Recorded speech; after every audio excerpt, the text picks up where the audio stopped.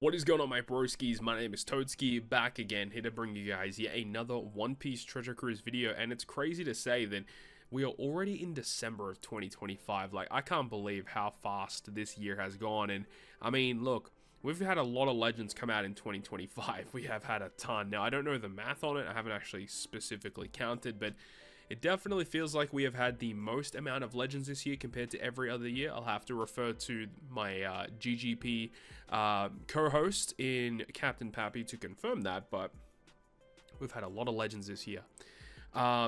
Specifically, before we end the year, obviously we're going to have a look at some of the new ones that have come out in November.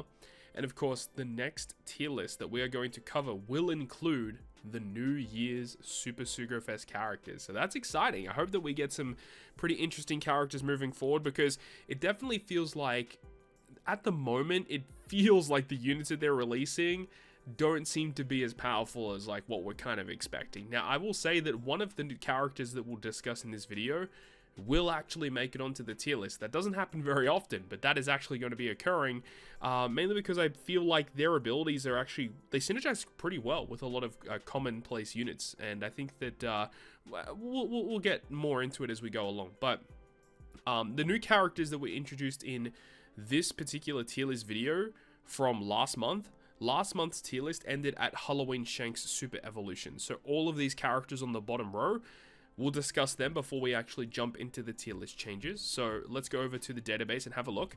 The first new unit to drop was San Juan Wolf, which I don't really think is going to see a ton of play in normal content. Obviously works really well with the other Blackbeard pirate focused characters they release, with 6+ Blackbeard, Vasco Shot, Katarina Devon, and Van Orga. So all of those characters, all of these units work really well together. And then in Pirate Rumble, like, yes, this character will work very well with other Blackbeard pirate-focused characters, but, like, I don't really think this is going to be a real game changer for a lot of characters and a lot of teams. It's kind of funny because with every time they introduce a new Pirate Rumble legend, they typically give us, like, a set of those single-match challenges where we can verse the computer's generated teams. And it's kind of funny because the challenge difficulty, which is considered to be the hardest, where they have like costs over, where they basically have like a full team of legends almost in a lot of cases, and they kind of have the buffed stats. The challenge difficulty of this guy's fight is actually easier than the master difficulty, because in the master difficulty, even though it is like a normal team with normal cost restrictions, the team is more synergistic, whereas the challenge difficulty one isn't, and it's a lot easier to beat. It's just kind of a funny note about the San Juan Wolf fight. But overall, I felt like this was a relatively disappointing character, because not really everyone is going to go out of their way to secure all of these Blackbeard pirate focused units. Maybe later on down the road, when you're able to secure all of them and use them together, maybe they'll be okay, but I really don't think too many people are going out of their way to build a Blackbeard pirate focused team. So the next character that came out was the start of the 11.5 anniversary with Lucci versus Zoro, which is a character that a lot of people actually predicted was going to be coming out. Now, Lucci and Zoro, the way that I kind of see them is I don't really think they're going to see a ton of play as captain. The way that they are kind of designed, this character seemingly is going to work relatively well as a crewmate. A couple reasons why is the crewmate abilities, being able to generate a full board of slots at the start of the fight, and either tandem or recovery. Those are the types of slots that you need to consume to get their versus gauge up. Another thing that you can do is that their switch effect, or not their switch effect, but their base special gives you 4 versus gauge levels, which helps you get the versus gauge much quicker. You could alternatively use them as a captain to give you -6 to the versus gauge, and then if you have captain action or a captain switch special, you can get him out of the captain position, so you can fully abuse the reduction of versus gauge in multiple different ways. And then their other crewmate ability, just absolutely nuts, where Zoro can remove 6 turns of threshold whenever the enemy inflicts it, or if you were in Lucci's form, remove 6 turns of Rainbow Shield whenever it occurs. It's just absolutely insane. They both have the ability to inflict increased damage taken through immunity. Zoro can potentially give you chain boundary. Lucci can give you a really good chain buff. They also have some other utility. You've either got attack down with Zoro, paralysis with Lucci. The 2 million fixed damage is kind of whatever, but then they also remove defensive effects. There's just a lot of useful components in their special that help them synergize with other characters, which I think is really good. The versus effect I think is actually kind of interesting as well. I actually much prefer Lucci's versus effect compared to Zoro's, because this guy actually gives you a chain multiplicative buff, where Zoro, he does buff increased damage taken, which does actually work pretty well with the special. But like, he also gives a 30% final tap buff, which doesn't really matter unless if you're specifically going up in like a super boss sense.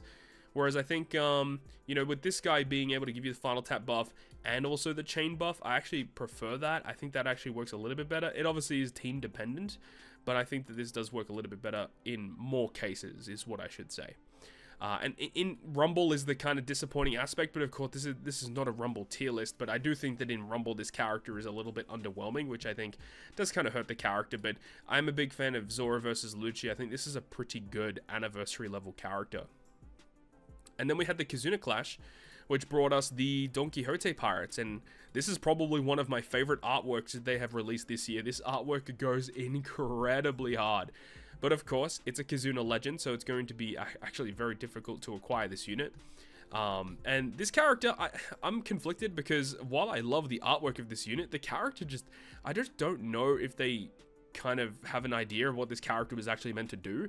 Like, I understand that they build these characters for the Kizuna Clash. They're very good for the 10-star difficulty. They get around a lot of the gimmicks by themselves.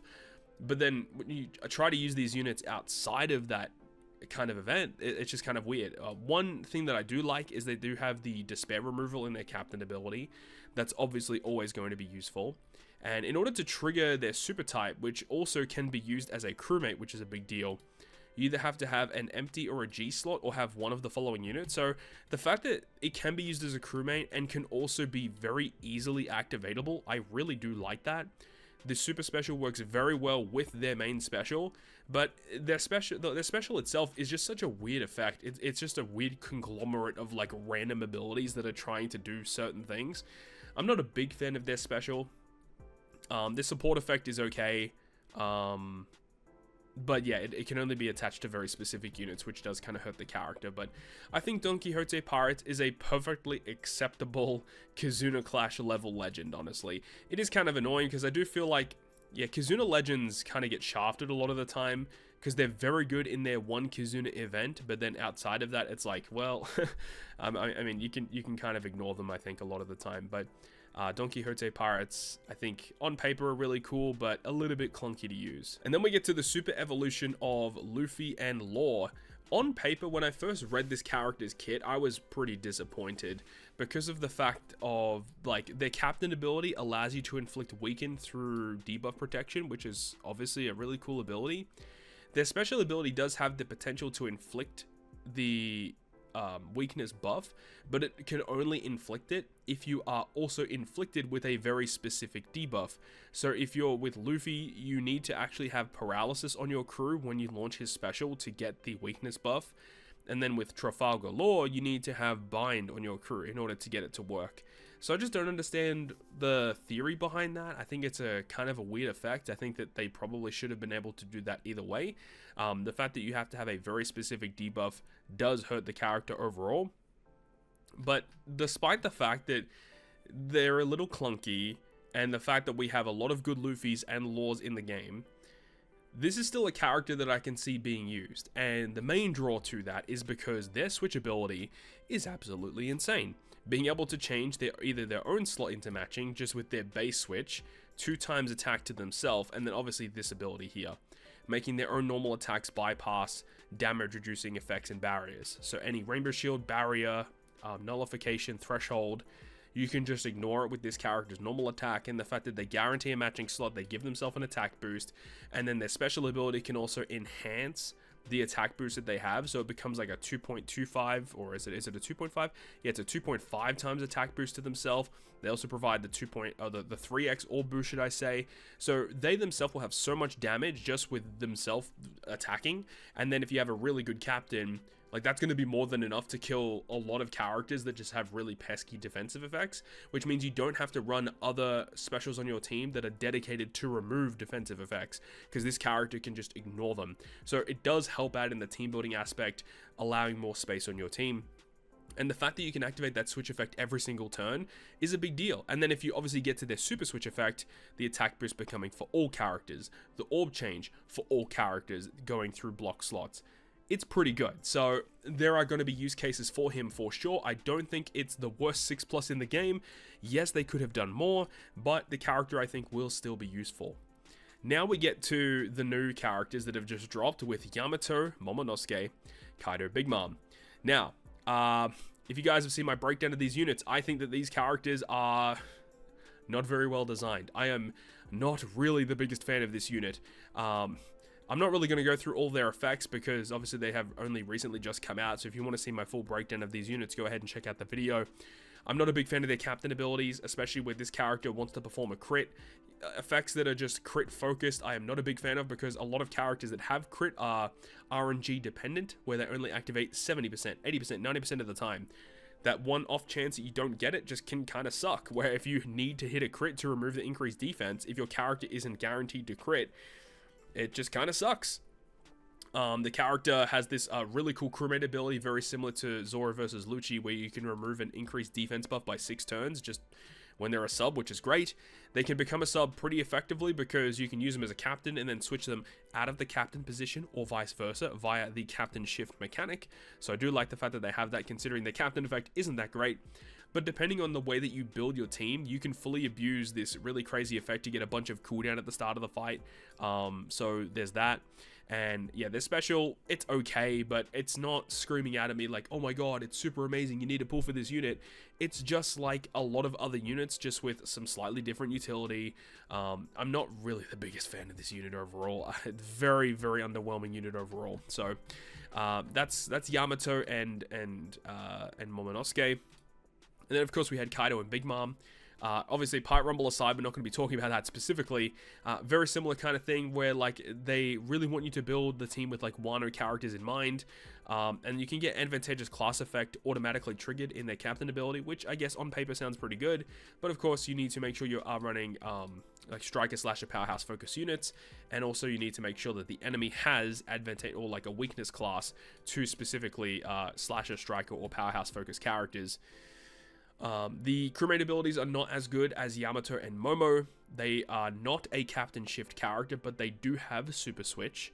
And their special ability, it's like okay. I mean, this 90% threshold reduction, I just wish it was just remove threshold by a lot or remove threshold completely. But typically a 90% threshold reduction is probably more than enough that you need to just get through the content anyway. And it's kind of weird that this character is so focused around similar slots when this character actually doesn't do anything in regards to similar slots. They make them matching as a captain. You can perform super tandem with Wano or similar with their special, but yet they don't have any effect in their kit that actually gives you a similar slot. It just seems really, really weird. The super special itself, it's okay, but again, nothing too crazy. It's just a character that you can definitely do without. Like, we mentioned this in a couple of my breakdown videos, but last year during the anniversary period, the half anniversary period, this guy released Odin and the Scabbards with the Sulongs. I've never needed to use these characters for, like, literally any content. I used Odin and the Scabbards as a friend captain for the PKA that dropped at the time, and that was literally it. I haven't used them for anything else. I haven't even pulled this unit, but there hasn't been a reason for me to have this unit. Like, I really just haven't needed them. And I feel like it's going to be the same thing with Yamato Momo and Kaido and Big Mom. Okay, so the next one is Caesar Clown. So Caesar Clown is the most recent legend to drop. He is a Pirate Rumble legend. We kind of talked about him extensively in a video.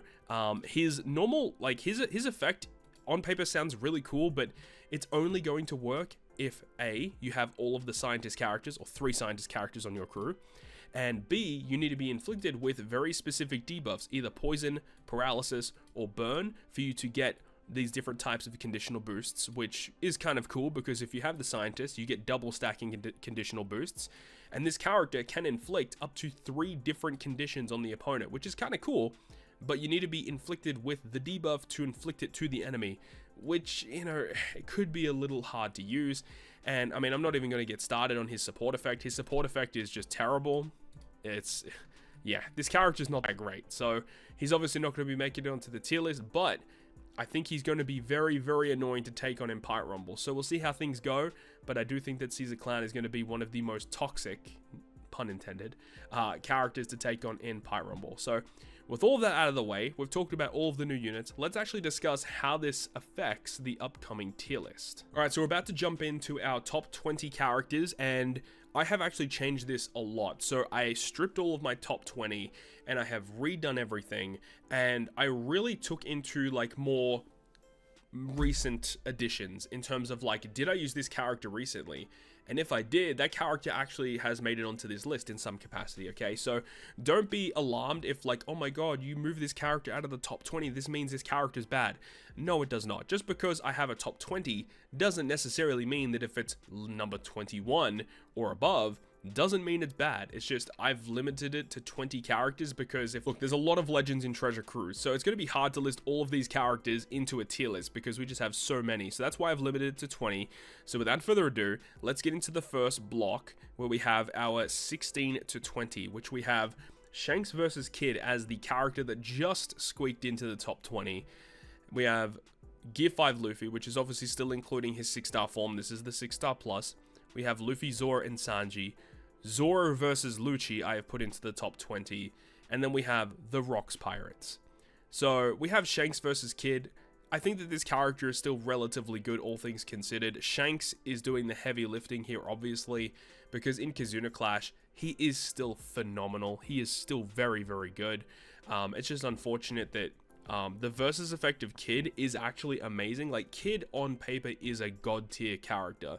The problem is getting his versus effect to trigger outside of a Kizuna Clash where he like actually will receive his versus effect for free. It's very difficult to do. If his versus effect, like if he got a bunch of versus effect like cooldown from his special and from other abilities, if it was just easier to achieve, I think this character would be like a top 10 level unit. But unfortunately, it's just not that case. So, Shanks versus Kid, Side Gear 5 Luffy, not really too much to say here. This character is amazing. Luffy, Zoro, and Sanji. On paper, this character is still pretty good. The problem is obviously it's Luffy, Zoro, and Sanji together, so you can't use other versions of these units on the same team, unless, of course, you use this character as a friend captain, which in 99% of cases, that is where you're going to be using Luffy, Zoro, and Sanji. So you don't actually have to own Luffy, Zoro, and Sanji to use them effectively, which is kind of hilarious. So there's that. I do think Zoro versus Lucci is a very good legend. The fact that they can synergize with like this guy with Lucci being able to work with Driven and Cerebral, and then you've got Zoro working with Slasher and Free Spirit, like all of those classes are phenomenal. So this character just buffs so many different classes. And I'm not going to say they're the same unit, but they're very similar in design, and they work so well as a captain. You can use them as a sub as well. I mean, obviously they work better as a sub. They're not like amazing captains, but they can work very well as subs, great crewmate abilities. And these characters get access to pretty good supports, and very niche ones, specifically with Lucci as well. So I think that Zoro versus Lucci is a solid legend, and we'll see how things moving forward into the month of December and into the new year, whether this character will maintain a top 20 level. But I think for now, I feel comfortable putting it in the top 20.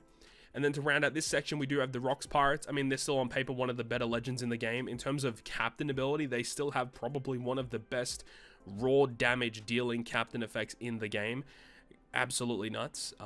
Definitely more mono striker focused, but striker are one of the better classes in the game. So Rocks Pirates definitely still feel comfortable leaving them in the top 20. With that, we're going to move on to the 10 to 15 position, or 11 to 15 should I say. Now this position here, we have added, we've got Quick Gear 5 Luffy, Int Gear 5 Luffy, because out of the like 10th anniversary units, I feel like Int Gear 5 Luffy is the one that doesn't see as much play, mainly due to the fact that we just get so many good Luffys, so it's just a bit of a shame. He's always competing for a Luffy position, but one of the good things about like these two Luffys in particular is that they're not free spirit focused. Both of these are powerhouse units. So it means that you can run them in different scenarios, which I think definitely helps them. So I do like that they're kind of exploring different classes for more commonplace characters, which I do like. I think Well, I think Int Luffy is a little better on paper, especially because he's been out for longer. A lot of people probably have investments into this guy. He has Rush, which is really nice. So I do really like this unit, but I think even though I think Int Luffy is better, I prefer Quick Luffy, if you get what I'm saying. I think Quick Luffy is a better unit, but don't disregard Int Luffy. I think this character is still a really, really good legend. We have Law versus Blackbeard. This character is still very solid, all things considered. I mean, powerhouse focus units with him, striker focus units with Trafalgar Law. They get access to very good supports. I think Law versus Blackbeard is still a very good unit that you have to be careful of, and just remember that this character exists because they have access to some very powerful abilities. Obviously, Blackbeard gets access to some very powerful HP guard mechanics, and then Law's got a very powerful like double special captain switching special that works really well for those striker focused teams. Oiran Yamato is a character that I've been using recently, and this unit has been surprisingly very good. I mean, I know a lot of people understand that this is a good unit, but yeah, this character is actually very, very good. Being able to remove any one debuff by 7 turns, it helps. It really helps for the team building aspect where you can just say, oh man, that one random debuff, I just can't get rid of it. Well, Yamato can do it for you. And on top of that, you can get that damage reduction based attack boost that you can have for potentially multiple turns with the EX Super and then activating the special, extending it by multiple turns. Oiran Yamato is great, and then you got that Rush, which can just give you even more damage on top of it as well. In the 11th position, we have Saturn, and this is going to coincide with the top 10 because we're going to have Mars and Nushjuro in the top 10 as well. So I wanted to add more of the 5 Elders into this because the 5 Elders has been a team that I've been using a ton recently. And I guess it's really come down to the fact that these units have been essentially boosted on almost every single piece of content since they've released. So that definitely helps out. So we'll see what happens moving forward, whether these characters are going to be more commonplace. Because at this current point in time, they are very good. They're boosted in a lot of content. They were very good for the Super Boss because they were essentially built for the Super Boss that happened recently. But what happens when they put Intimidate on content, where you activate a special like Saturn, and they have an Intimidate where they remove X turns of attack? Then his attack boost doesn't exist anymore. And if he can't get his attack boost, or Peter can't get his orb boost, you can't get your color affinity boost, conditional boost, whatever it may be, this team starts to suffer very, very quickly. Intimidate is obviously one of the biggest issues to really come up against with the 5 Elder squad. But I think that Nushjuro and Mars are the 2 best characters in most normal content. I think Saturn is still very good. I think a lot of people sleep on this guy. Saturn is still a phenomenal character. So shout out to the 5 Elders because I love using that team actually. Like the 5 Elders is a really, really fun team to use. It's extremely strong. You can get around a lot of different debuffs, of course, but it's not perfect. It's not like a one team beats all kind of situation. It really comes down to the content at hand, obviously, but it's still a really fun team to use. You've got Sainami. Sainami is still one of the better legends that's released in 2025. I wouldn't be surprised if people list this as like their favorite legend of the year because this character is just amazing. Obviously, super tandem ability, it works very well with the rest of the Straw Hats. Double special, removing defensive effects, full border slots, weakness and increased damage taken. Obviously, the rumble mechanics as well. So yeah, Nami is a great unit. And then to round out the rest of the top 5 to 10, this is actually technically 6 to 10, is going to be Roger and Kizaru. I mean, not really much else to say about these units. Kizaru, one of my favorite legends, probably is my favorite legend that's dropped this year, but I have to concede the fact that I haven't been using him as much as I really had hoped. I think that this character on paper is still phenomenal though, because of the fact that we have to use boosted units in content means that we don't get the freedom that we normally do to build teams with characters such as this. But, I mean, Kizaru is still literally one of the best units that's released in 2025. And then we have Goldie Roger. This is probably the best beginner unit to start the game with. Great utility, good damage boosting effects, one-tap super tandem that's very easily activatable. So, shout out to this Roger character. He's still a phenomenal character.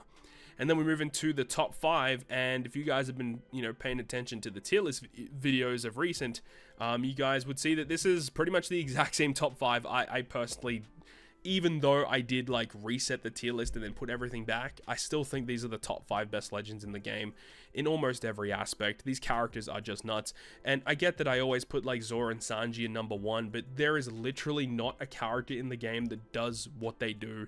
And I've already made dedicated videos on my YouTube channel before as to why this character is the best character that is ever released in Treasure Cruise history. Definitely watch that video if you want some more, you know, information on that. But Zoro and Sanji are just cracked. They're just so insane, dude.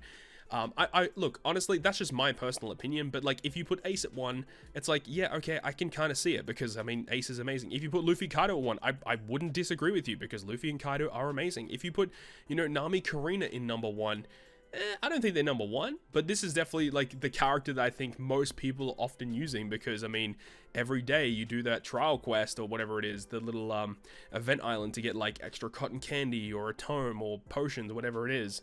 This character you're always using. And then obviously the two versions of Luffy versus Kaido, both sides are very good. Shanks, I mean, this was probably the one that a lot of people wouldn't have in their top 5, but this is still a character I use all the time. I love this design of this character, even though he's like more color affinity focused, which I'm not the biggest fan of. Just his utility, his captain effect, he's still very, very strong. So shout out to my man Shanks and his slasher focus, which is nice too. And then Ace is just literally one of the best legends that's ever come out. I think if anything is close to being like the top 1 for me, it would be Ace, because his captain ability is just otherworldly. Like that cooldown reduction that he gives in his cooldown is so cracked. Like even in content where like you don't get cooldown at the start of the fight, just by running Ace, you just don't even have to worry about it. It's just so good. But anyways, that is my top 20. That is my update to my tier list for this month. Obviously, as we said, this is the last tier list of 2025, man. So I'm very, very, very excited to head towards the end of the year, see what they have in store for the New Year's celebration. Interestingly enough, I believe the end of 2025, they're going to wrap up the Egghead arc in the anime. So I wouldn't be surprised if New Year's is also going to be probably like the big final hurrah for Egghead. We'll see, because I do believe that the One Piece anime will be on break between January and March, or January and April next year. So it means that there's going to be probably a lot of filler stuff that they're going to try and put in, whether it's more Egghead, more Wano, who knows, right? And I believe heading towards the anniversary, the 12th anniversary for One Piece Treasure Cruise in 2026, that we will probably get like Elbaf related stuff, which I am very, very excited for. But let me know your thoughts and opinions about this one down below. Hopefully you enjoyed the video. If you did, make sure to go ahead and leave a like. And if you want to stay up to date with all the content I post, including more One Piece Treasure Cruise content, make sure to hit the subscribe button down below. And that, guys, I'll see you guys within the next video.